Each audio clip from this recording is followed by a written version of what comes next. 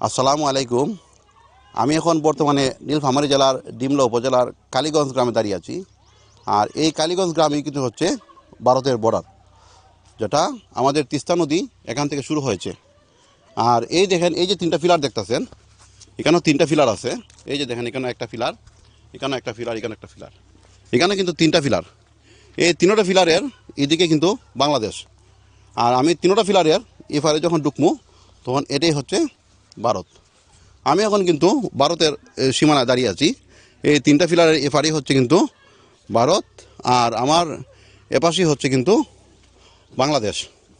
তো এই তিনটা ফিলারই কিন্তু প্রথম অবস্থায় ছিল অনেক আগে, যখন মানে শেখ হাসিনা সরকার ছিল অথবা তার আগে।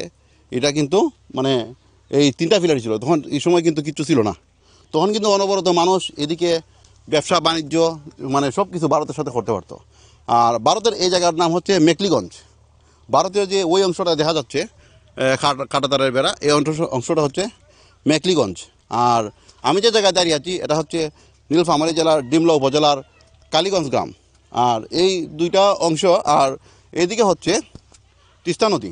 এদিকে দেখান, এদিকে হচ্ছে তিস্তা নদী। এখান থেকে কিন্তু শুরু হচ্ছে এই যে রাস্তাটা, এদিকে কিন্তু তিস্তা নদী এখান থেকে শুরু হচ্ছে, ওই সামনে বরাবর তিস্তা নদী।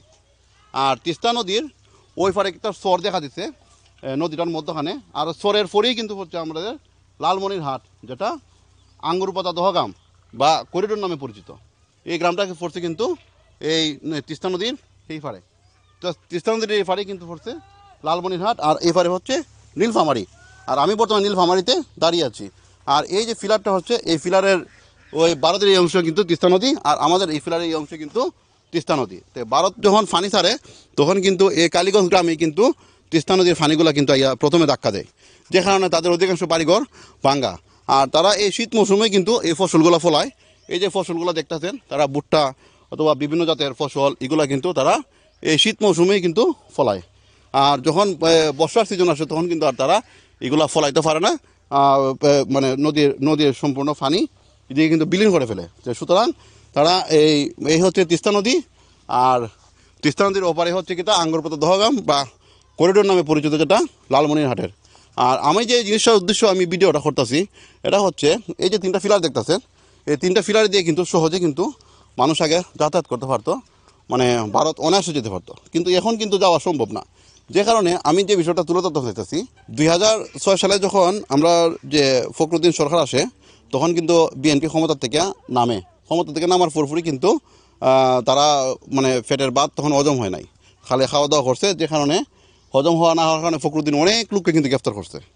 অনেক লোক গ্রেফতার করার কারণে তারা গ্রেফতার এড়ানোর জন্য এই 2006 সালে কিন্তু এই রোডে কিন্তু এই যে তিনটা ফিলার আছে, এই তিনটা ফিলার তখন ছিল, আর কিছু ছিল না।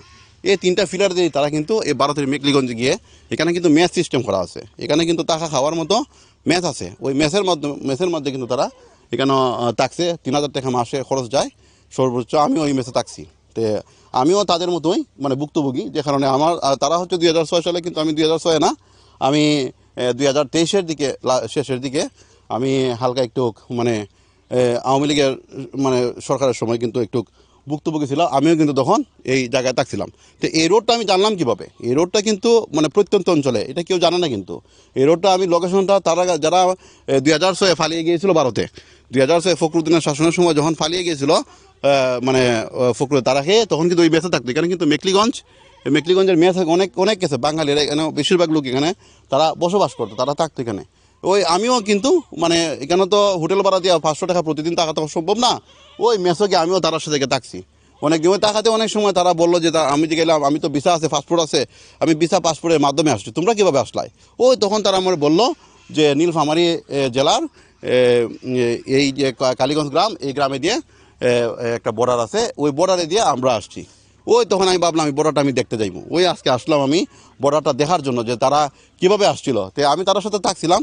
বিএনপির ভাই যারা ছিলেন, যারা ভুক্তভোগী ছিলেন 2006 সালে ফখরুদ্দিনে যখন অনেক দরফাকর করছিল, তারা এই বেঁচে থাকতে অনেক দিন থাকতে 15-16 বছর থাকছে তারা। যে কারণে অনেকে ব্যবসা বাণিজ্য, বিয়া শাদি সব করে ফেলছে কিন্তু এই মানে এই মেকলিগঞ্জে। তো মেকলিগঞ্জে বিয়া শাদি করে অনেকেই কিন্তু থাকছে। কিন্তু এদিকে যখন 5ই আগস্টের পরে সরকার যখন মানে চলে গেল, তখন বিগত সরকার যখন ক্ষমতা ছেড়ে চলে গেল তখন কিন্তু ভারত কিন্তু উগ্রবাদী হয়ে যায়। উগ্রবাদী হওয়ার পরে কিন্তু এই যে আমার পিছন দেখতেছেন এগুলো কিন্তু এখন আর এরকম আগের মতো নাই।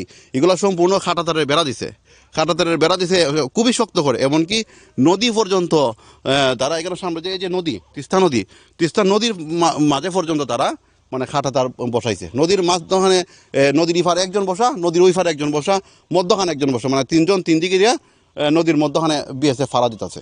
মানে মানে কোনো অবস্থায় মানে বর্ডারের ইফার যাওয়া এখন আর সম্ভব না। এই মানে 5ই আগস্টের পর থেকে তারা এইভাবে মানে খাটাতারের বেড়া দিছে আর কি, তো এই খালিগঞ্জে। তো আমি যেটা বলতেছি তারা এখন বর্তমানে তো অনেকে এই দেশে বিয়া শাদী করছে, ওই 2006 গেছিল, 15-16 বছর হয়েছে। এখন তারা এখান থেকে হয়তো মানে ভোটার কার্ড পাসপোর্ট কিছু নাই, যে কারণে তারা ভারত সরকার পুশিন করছে। আমার জানা মতে পুশিন হয়তো 1 লাখের উপরে হবে। বিভিন্ন মিডিয়া কিন্তু এগুলো প্রকাশ করছে না, কারণ কি তারা রাত্রে পুশিন করে, পুশিনটা করে তারা কিন্তু রাত্রে খাটাতারের বেড়ার ইফারে ধাক্কা দিয়ে বাংলাদেশ থেকে যারা গেছিল তারা ধাক্কা দিয়ে ফেলাই দেয়। মানে এরপর তারা হয়তো বাংলাদেশ থেকে যারা গেছে তাদের রাস্তাঘাট চিনে মানে যার বাড়ি করে মানে আইসা পড়ে, তখন কিন্তু এই জিনিসটা কিন্তু রিপোর্টের মধ্যে আসে না। বেশিরভাগ লোক কিন্তু এই বর্ডারগুলো দিয়ে মানে ভারত কিন্তু পুষিন করছে। 1 লাখের উপরে হবে আমি অনুমানে বলতেছি, কারণ আমি যেহেতু থাকছি 2023-এর দিকে, তখন কিন্তু আমি দেখছি এগুলা তারার ঘটনা। তারা অনেক লোক কিন্তু ভারতে পাসপোর্ট নাই, ভিসা নাই, কিচ্ছু নাই, তারা কিন্তু থাকছে। কিন্তু আমি কিন্তু পাসপোর্ট আমার আছে, আমার বিজনেস পাসপোর্ট, যে কারণে আমি আমার লিগেলিটিতে থাকছি। আমি শুধু মেসে থাকছি, এই কারণেও আমার ভাড়াটা কম লাগে। মানে একটা হোটেলে থাকলে কিন্তু 500 টাকা ভাড়া লাগে, কিন্তু আমি যখন মেসে থাকছি তখন কিন্তু আমার 3000 টাকায় পুরো মাস গেছি। এবং আমি তো একটা মানে ব্যবসার সাথে জড়িত ছিলাম। 2023-এর দিকে আমি একটা ব্যবসা করতাম, ওই ব্যবসার সুবাদে মানে তার সাথে আমি সম্পর্ক। যেমন ধরেন আমাদের এখানে হচ্ছে বিভিন্ন জিনিস, যে জিনিস 6000 টাকা, ভারত কিন্তু এই জিনিস 1700 টাকা হতো, 1800 টাকা। যেমন ধরেন গরম মশলা কিন্তু আমরা এখানে 6000 টাকা এক বড় প্যাকেট, কিন্তু এখানে কিন্তু 1700 টাকা, 4000 টাকা মানে লাভ করা যায়। তো এই ধরনের অনেক পণ্য আছে লাভ মানে সস্তায় কিন্তু বাংলাদেশ আইন না বিক্রি করা যায় এবং লাভ হয়। তো আমারটা কিন্তু বৈধভাবে, আমারটা কিন্তু বিজনেস ভিসা তো, যে কারণে, এবং আমার সব কিছু বৈধ ছিল, আমি বৈধভাবে মানে ব্যবসা বাণিজ্য যতদিন করছি। কিন্তু এখন ভারত মানে সিফাদা ধরছে, যে কারণে ব্যবসা বাণিজ্য আমার প্রায় আমার না সবারই, বাংলাদেশে যারা ব্যবসা করে সবার ব্যবসা এখন শেষ। তো মেন কথা হচ্ছে এটা না, আমি বলতেছি এটা ওই যে ভারত একসময় 2006 যখন ফখরুদ্দিনে ধরা ফাঁকা শুরু করছে, তখন কিন্তু ভারত মানে যাওয়া যাইছে সহজে। কিন্তু এখন যদি বাই চান্স মানুষের ক্ষমতা রদবদল হয়, শেখ হাসিনা যে গেছি চিরতরে তা নয়, শেখ হাসিনা লোক কিন্তু বাংলাদেশে টিকে আছে। হয়তো যে কোনো আজকে শেখ হাসিনা নাই, 2 দিন পরে হলে আসবে। কিন্তু এই যে আমরা অনেকে কী করতেছি, বিএনপির লোক বাইদের উদ্দেশ্য বলছি, আমার সাথে মেসে কিন্তু বিএনপির বাইরে অনেক ছিলেন, তারা অবশ্যই কমেন্ট করবেন আমি কি কথাগুলা কি বললাম, খারাপ বললাম না ভালো বললাম, তারা কিন্তু বলবেন। অনেকেই আশা করি বিএনপির বাইরে যারা আছেন তারা অবশ্যই আমার ভিডিওটি দেখবেন। তারা মানে যারা আমার সাথে মেসে ছিলেন এই মেকলিগঞ্জে, তারা অবশ্যই দেখবেন। আমার অনেক ফ্রেন্ড লিস্টে, অনেকে আমার ফ্রেন্ড লিস্টে আছেন, তারা কমেন্ট করবেন যে কীভাবে আপনারা ছিলেন। আর এখন যাই হোক, এখন তারা আপনারা আসছেন, এখন ভালোভাবে চলাফেরা করেন। কারণ এখন যদি আপনারা যেভাবে আওয়ামী লীগের উপর অত্যাচার শুরু করছেন, মারধর শুরু করছেন, অমুকের বাড়িঘর জ্বালা ফুরা, তারা আওয়ামী লীগকে বসে থাকবে? আওয়ামী লীগ যখন আসবে তখনই কিন্তু আপনাদের বাড়িঘরও কিন্তু তারা জ্বালাও ফুরাও করবে। তো জ্বালাও ফুরাও করার কারণে আওয়ামী লীগেরও বাড়িঘর বাংলো, বিএনপির বাড়িঘর বাংলো। তো ধ্বংসটা হইলো কি আর বাংলাদেশের ধ্বংস রইল। ধ্বংস হচ্ছে বাংলাদেশের দুই গ্রুপে মারামারি হয়ে বাংলাদেশের মানে জানমালের ক্ষতি। প্রত্যেকেরই তো ছেলে মেয়ে সন্তান এইভাবে মানে মানে হতাশাগ্রস্ত হবে এবং বিভিন্ন সমস্যা হবে, পারিবারিক ঝামেলার সৃষ্টি হবে। সুতরাং এখন যারা বর্তমানে আছেন, যে শেখ হাসিনা ঢুকলে পরে আপনারা যে ভারত পালিয়ে যাবেন, এই রাস্তা নাই, সম্পূর্ণ রাস্তা ব্লক।